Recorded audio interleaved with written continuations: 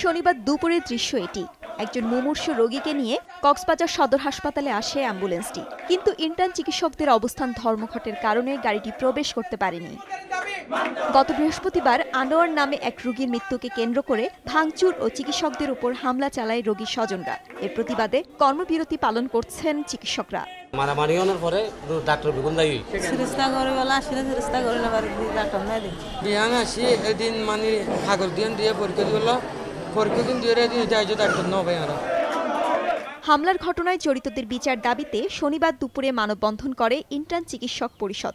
এতে একাত্মতা প্রকাশ করেন হাসপাতালের চিকিৎসক, কর্মকর্তা ও কর্মচারীরা।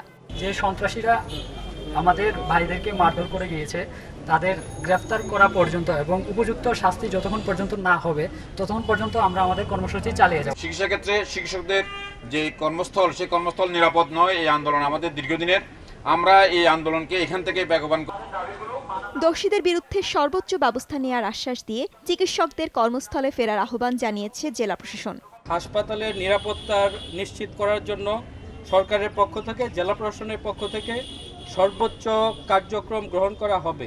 250 শয্যার এ সরকারি হাসপাতালে চিকিৎসা নিতে আসেন কক্সবাজারের 8 উপজেলার মানুষ। সময় সংবাদ, কক্সবাজার।